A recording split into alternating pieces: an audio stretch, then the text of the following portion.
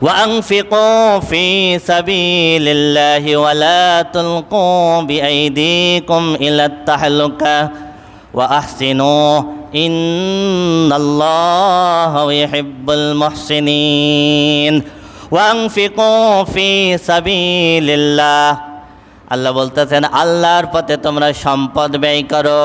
কিসের কথা বলেন? আল্লাহর পথে।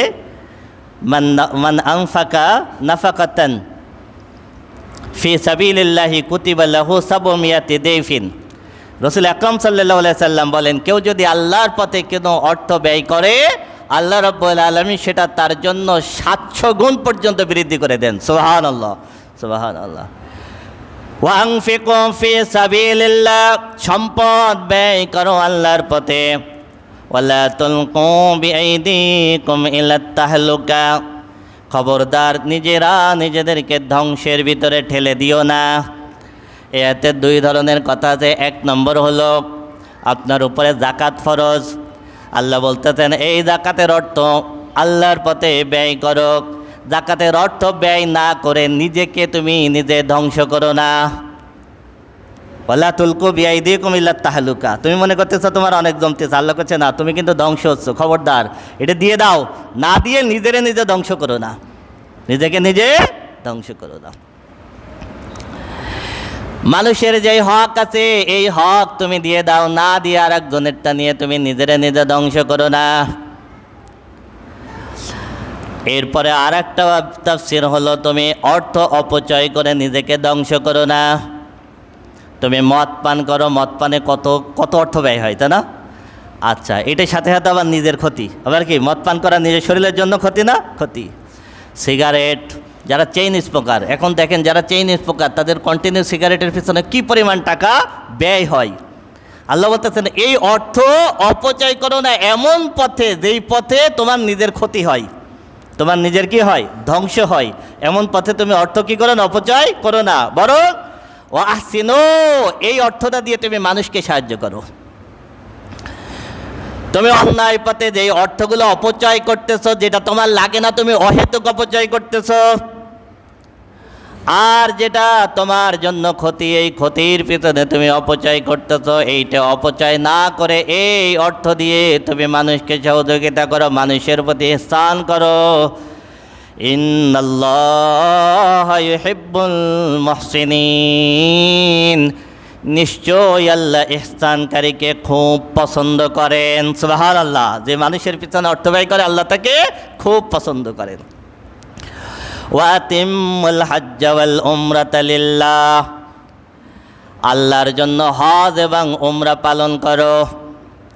যাদের সামর্থ্য আছে, যাদের উপরে হজ ফরজ হয়েছে, আল্লাহ বলতেছেন আল্লাহর জন্য হজ করো, আল্লাহর জন্য উমরা করো। ফাইন উহসিরতুম ফামাস্তাইসারা মিনাল হাদ, তবে হজ এবং উমরা করতে গেলে তুমি যদি পথে বাধা প্রাপ্ত হও, যেমন হুদাইবিয়ায় রাসূল আকরাম সাল্লাল্লাহু আলাইহি সাল্লাম উমরা করার জন্য আসতেছিলেন, কিন্তু মক্কার কাফেররা রাসূল আকরাম সাল্লাল্লাহু আলাইহি সাল্লাম এবং সাহাবীদেরকে ঢুকতে দিল না। এরপরে 10 বছরের চুক্তি হলো। ওই বছর রাসূল আকরাম সাল্লাল্লাহু আলাইহি ওয়াসাল্লাম উমরা করতে পারেন নাই। এবার রাসূল আকরাম সাল্লাল্লাহু আলাইহি সাল্লাম সাহাবীদেরকে বললেন, তোমরা উমরায় যেই পশু জব করার জন্য, কোরবানি করার জন্য যেই পশু তোমরা নিয়ে এসেছো, এই পশু কোরবানি করে দাও। এই পশু কী করে দাও? কোরবানি। তখন সাথে করে পশু আনা হতো, তো এই পশুকে তোমরা কী করে দাও? কোরবানি করে দাও। সাহাবীরা ইতস্তবোধ করলেন, কেন? আল্লাহর একটা নির্দেশ আছে, ওয়ালা তাহলিকু রুউসাকুম হাত্তা ইয়াবলুগাল হাদিয়ু মাহিল্লাহ, তোমাদের কোরবানির পশু যথাযথ জায়গায় উপস্থিত হয়ে জবাই না হওয়া পর্যন্ত তোমরা তোমাদের মাথার চুল কাটবে না, তোমরা তোমাদের মাথার চুল কাটবে না। এই জন্য যারা হজ করতে যান তাদের কোরবানির পশু জব হওয়ার আগে মাথার চুল ফেলা যায় না, মাথার চুল ফেলা যায় না। কোরবানির পশু নিশ্চিত হতে হবে জবই হয়েছে, তারপরে মাথার চুল ফেলা যাবে, এর আগ পর্যন্ত মাথার চুল কাটা যাবে না। যদি কেউ কাটে ওয়াজিব তরক হবে, তাকে আবার আর একটা কোরবানি করতে হবে। সাহাবীরা রাসূল আকরাম সাল্লাল্লাহু আলাইহি সাল্লাম বললেন, কোরবানির পশু জব করে মাথার চুল কেটে ফেলো। সাহাবীরা কেউ সাহস পায় না, কারণ আল্লাহর নির্দেশ আছে পশু তো হারামে ঢোকে নাই, হারামের এরিয়ায় ঢোকে নাই, যেখানে জবাই করতে হবে হারামের এরিয়ায় গিয়ে তো জবাই করতে হয়। রসুল আকরাম সাল্লাল্লাহু আলাইহি সাল্লাম নিজে কোরবানি করলেন, নিজে যখন কোরবানি করে মাথার চুল ফেলে দিলেন, মাথার চুল ফেলে দিলেন। রসুল আকরাম সাল্লাম নিজে যখন আমল করলেন তখন আর কারোর আমল করতে বাধা হয়, সাথে সাথে সাহাবীরা জবাই করলে মাথার চুল ফেলে দিলেন। ওয়ালা তাহলিকু রুউসাকুম হাত্তা ইয়াবলুগাল হাদিয়ু মাহিল্লা ফামান কানা মিনকুম মারিদান আও বিহি আযাম মির রাসিহি ফাফিদিয়াতুম মিন সিয়ামিন আও সাদাকাতিন আও নুসুক। তবে যদি কারোর মাথায় এমন কোনো অসুস্থতা থাকে অথবা মাথায় এমন কোনো পোকা থাকে যে কোরবানি হওয়ার আগ পর্যন্ত দেরি করা যাচ্ছে না, এর আগে চুল ফেলে দিতে হবে, এমন অবস্থা যদি কারোর তৈরি হয় মাথায় যে কোরবানি হওয়ার পর্যন্ত মাথা টিকা যাচ্ছে না, চুল ফেলা জরুরি, এমন যদি কোনো অসুস্থতা হয় অথবা মাথায় যদি কোনো ধরনের পোকা হয়, তাহলে কোনো ব্যক্তি যদি বাধ্য হয় কোরবানির হজের সময় কোরবানি পশু জবর আগে মাথার চুল ফেলে দিতে, তাহলে তাকে ফিদিয়া দিতে হবে মিন সিয়ামিন, 3টা রোজা। কয়টা রোজা? রোজা রাখতে হবে 3টা। আও সাদাকাতিন, অথবা সদকা দিতে হবে, এই সদকা হলো 6 জন মিসকিনকে খাওয়াতে হবে। আও নুসুকিন, অথবা এইটার বিনিময়ে আরেকটা কোরবানি করতে হবে, যেহেতু বাধ্য হয়ে আগে মাথার চুল ফেলে দিছে। এইটার ফিদিয়া হলো 3টে, হয় 3টে রোজা, না হয় 6 জন মিসকিনকে খাওয়াতে হবে, অথবা আরেকটা কী করতে হবে? দম দিতে হবে। ফাইজা আমিনতুম, যখন তুমি নিরাপদ হবে, ফামান তামাত্তা বিল উমরাতি ইলাল হাজ্জি ফামাস্তাইসারা মিনাল হাজ। আর যে ব্যক্তি হজ এবং উমরা একসঙ্গে করে, তামাত্তু হজ যারা করে, আমাদের দেশ থেকে সবাই তামাত্তু হজ করে, এখানে আরেকটা বিধান আছে, সেটা হলো যারা মিকাতের ভিতরে, যেমন আমাদের মিকাত হলো ইয়ালামলাম, যেখান থেকে আমাদের এহরাম বাঁধতে হয়, মিকাতের ভিতরে যারা আছে তারা তামাত্তু এবং কেরান হজ করতে পারে না। মানে মিকাতের ভিতরে যারা থাকে, মক্কার এরিয়ায় যারা থাকে, তারা হজের সময়ে উমরা করতে পারে না, তাদের জন্য হজের টাইমে উমরা করা নিষিদ্ধ। তারা উমরা করবে অন্য টাইমে, ওই সময় তারা শুধুমাত্র হজের ইহরাম বাঁধতে পারে, এই জন্য তাদের হজ হলো ইফরাদ হজ। কিন্তু যারা মিকাতের বাহিরে, যারা দূর দূরান্ত থেকে আসে, তাদেরকে আল্লাহ রাব্বুল আলামিন হজের মৌসুমে একই সঙ্গে উমরা করার সুযোগ দিয়েছেন, এইটা হলো 2 রকম, এক হলো তামাত্তু আর এক হলো কিরান। কিরানটা হলো একসঙ্গে ইহরাম বেঁধে উমরা এবং হজ, উমরা করার পরে হজ কমপ্লিট হওয়ার আগ পর্যন্ত ইহরাম খুলবে না, এটা অনেক কষ্টকর, দীর্ঘদিন ইহরামের পোশাক পরে থাকতে হয়। আর আমাদের বাংলাদেশিরা বেশিরভাগ যারা করেন সেটা হলো তামাত্তু হজ, সেটা হলো আগে উমরার এহরাম বাঁধেন, এখান থেকে উমরার এহরাম বেঁধে উমরা করে আবার এহরাম খুলে ফেলেন, আবার হজের সময় হলে হজের এহরাম বাঁধেন। তা যারা স্থানীয় তাদেরকে আল্লাহ রাব্বুল আলামিন হজ উমরা একই টাইমে করার সুযোগ দেন নাই। দূর থেকে যারা আসে বিভিন্ন দেশ থেকে, তাদেরকে আল্লাহ রাব্বুল আলামিন সুযোগ দিয়েছেন, যেহেতু হজ করে আবার উমরার জন্য পুনরায় আসা কঠিন, এই জন্য আল্লাহ রাব্বুল আলামিন তাদেরকে সুযোগ দিয়েছেন। এই সুযোগ দেওয়ার কারণে যারা তামাত্তু করেন, হজ এবং উমরা একসঙ্গে করেন, তাদের জন্য একটা শুকরিয়াতান কোরবানি করতে হয়। তারা যে কোরবানিটা করেন হজের সময়, এটা হলো দমে শকর, এটা হলো আল্লাহ তাদেরকে হজ উমরা একসাথে করার তৌফিক দিয়েছেন, এই জন্য দমে শকর। সেটাই আল্লাহ বলতেছেন, ফামান তামাত্তা বিল উমরাতি ইলাল হাজ ফামাস্তাইসারা মিনাল হাজ, যেই ব্যক্তি হজের সঙ্গে উমরা করবে সে যেন একটা পশু কোরবানি করে নেয়। ফামান লাম ইয়াজিদ, এই পশু কেউ যদি কোরবানি না করতে পারে, ফাসিয়ামু সালাসাতি আইয়ামিন ফিল হাজ্জি ওয়া সাবাতিন ইযা রাজাতুম তিলকা শারাতুন কামিলা। যদি কোনো কারণে অর্থ না থাকার কারণে অথবা অন্য কোনো কারণে ওই সময় যদি সে কোরবানি করতে না পারে, তাহলে সে মক্কায় থাকা অবস্থায় 3টা রোজা রাখবে, আর বাড়িতে ফিরে আসার পরে আরও 7টা রোজা রাখবে, মোট 10টা রোজা রাখতে হবে। কয়টা রোজা? 10টা। যালিকা লিমান লাম ইয়াকুন আহলুহু হাযিরিল মাসজিদিল হারাম, এই বিধান তাদের জন্য যারা মক্কার অধিবাসী না, মানে যারা দূর থেকে আসে। ওয়াত্তাকুল্লাহ ওয়ালামু আন্নাল্লাহা শাদীদুল ইকাব, আর আল্লাহকে ভয় করো এবং জেনে রাখো নিশ্চয়ই আল্লাহ কঠিন শাস্তিদাতা। কোরআনের ধারাবাহিক তাফসীর চলতেছে, কিন্তু আলহামদুলিল্লাহ কি শুকরিয়া, দেখেন হজের টাইমে হজের আয়াত বেঁধে গেছে। হজের সময় এসে একেবার আমরা তো ধারাবাহিক তাফসীর করতেছি তা না, এসে হজের টাইমে এসে হজের আয়াত বেঁধে গেছে। আল হাজ্জু আশহুরুম মা'লুমাত ফামান ফারাদা ফীহিন্নাল হাজ্জা ফালা রাফাসা ওয়ালা ফুসুকা ওয়ালা জিদালা ফিল হজ। আল্লাহ বলতেছেন আল হাজ্জু আশহুরুম মা'লুমাত, হজ হলো নির্দিষ্ট কয়েকটা দিন, যেই দিনগুলো আল্লাহ রাব্বুল আলামিন নির্ধারণ করে দিয়েছেন। এই নির্দিষ্ট কয়টা দিন হলো হজ। ফামান ফারাদা ফীহিন্নাল হাজ্জা, যেই ব্যক্তির উপরে হজ ফরজ হলো এবং হজ করতে গেল, ফালা রাফাসা ওয়ালা ফুসুকা ওয়ালা জিদালা ফিল হজ, সেই ব্যক্তি যেন ইহরাম বাঁধা অবস্থায় হজের সময়ে কোনো অশ্লীল কাজ না করে, সেই ব্যক্তি যেন কোনো গুনাহের কাজ না করে। ওয়ালা জিদালা ফিল হজ, হজের সময় যেন কোনো ব্যক্তির সঙ্গে তর্ক বিতর্ক না করে। তর্ক বিতর্ক, ফালা রফাসা, এই জন্য ইহরামরত অবস্থায় স্ত্রীর সঙ্গে সহবাসও নিষিদ্ধ। তেমন আপনি স্ত্রী নিয়ে গেছেন হজ করতে, তাই না? স্ত্রী নিয়ে গেছেন হজ করতে, হজের ইহরাম কালীন টাইমে আপনি স্ত্রীর সঙ্গে মিলিত হতে পারবেন না, স্ত্রী সহবাস করতে পারবেন না, এটা ইহরাম অবস্থায় নিষিদ্ধ। যেই ব্যক্তির উপরে হজ ফরজ হলো এবং হজ করতে গেল, এই সময়ে সে যেন কোনো অশ্লীল কাজ না করে, ওয়ালা ফুসুক, কোনো গুনাহের কাজ যেন না করে, ওয়ালা জিদালা ফিল হজ, এবং হজের ভিতরে যেন কোনো তর্ক বিতর্ক না করে।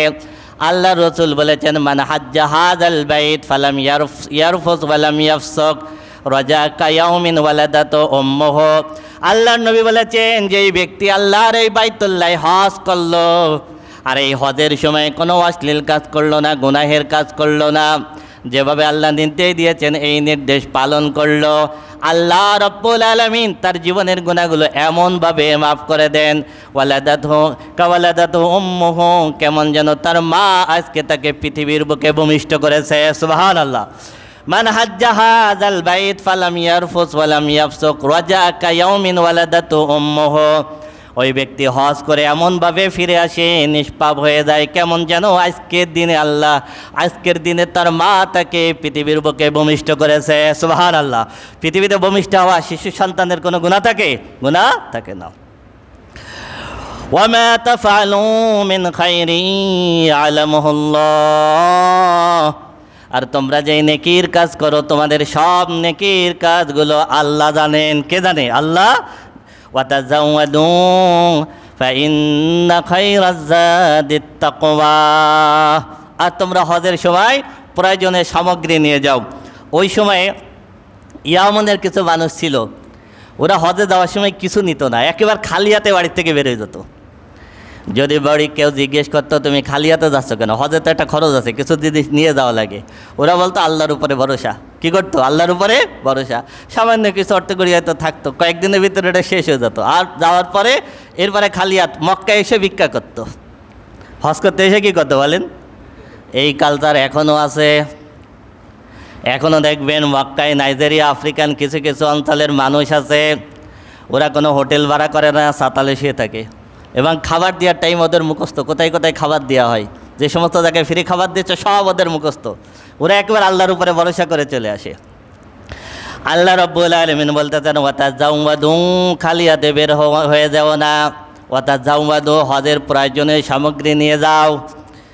ফাইন্না খায়রাজ যাদিত তাকওয়া, তবে তুমি যত প্রয়োজনীয় সামগ্রী নিয়ে যাও না কেন, অর্থ নাও, জিনিসপত্র নাও, এগুলো তো তুমি প্রয়োজনের জন্য নিচ্ছ, তবে ফাইন্না খায়রাজ যাদিত তাকওয়া, হজে তোমার সবথেকে বেশি প্রয়োজনীয় জিনিস হলো তাকওয়া। কি বলেন? তুমি সব নিলে তাকওয়া নিলে না, তাহলে কি হবে না? কাজ হবে না। এটাই হলো সবচেয়ে দামি। ওয়াত্তাকুনি ইয়া উলিল আলবাব, হে জ্ঞানীরা একমাত্র আমি আল্লাহকেই ভয় করো।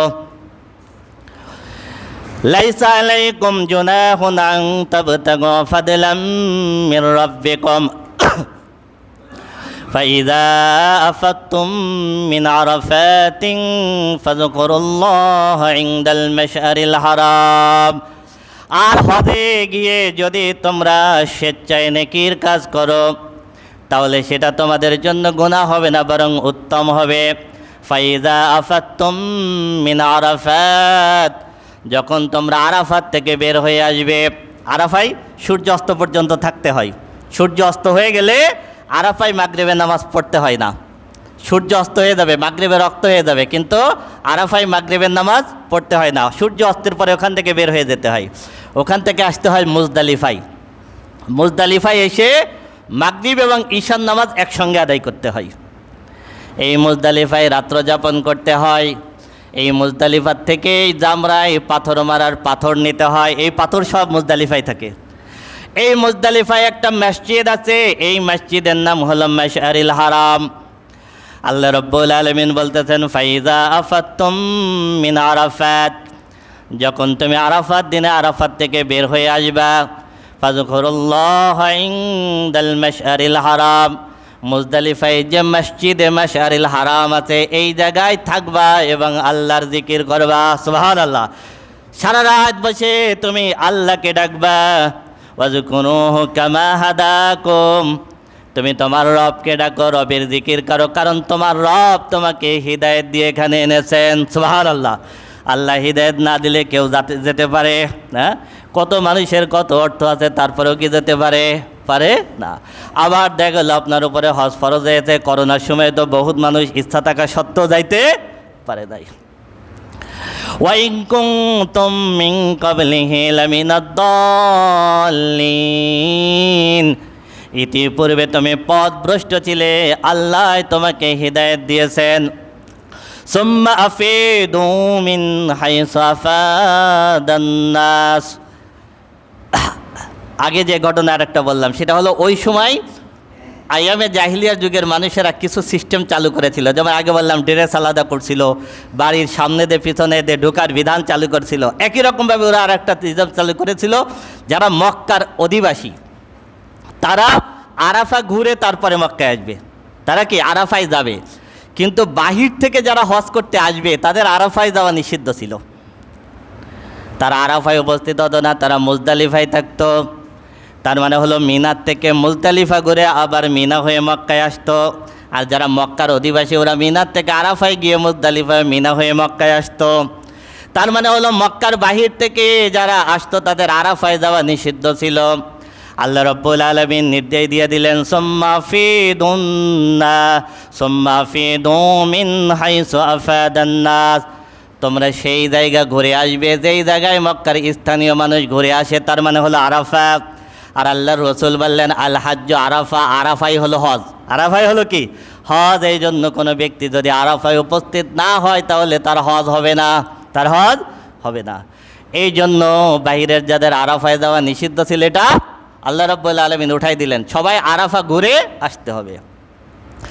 ওয়াস্তাগফিরুল্লাহ ইন্নাল্লাহা গফুরুর রহিম, পূর্বে তোমরা আরাফায় যাও না, এইটার জন্য আল্লাহর কাছে ক্ষমা প্রার্থনা করো, নিশ্চয় আল্লাহ ক্ষমাশীল এবং দয়ালু। ফাইজা কাদাইতুম মানাসিকাকুম ফাযকুরুল্লাহ কাযিকরিকুম আবাকুম আও আশাদ্দা যিকরা। এই মুজদালিফার থেকে আবার যখন মিনায় আসতো, মিনা আসার পরে মিনায় 2 দিন থেকে 3 দিন থাকতে হয়। 2 দিনও থাকা যায় আর 3 দিন থাকা উত্তম, যেহেতু মিনা এখন থাকা অনেক কষ্টকর, এই জন্য হাজী সাহেবরা 2 দিন থাকেন।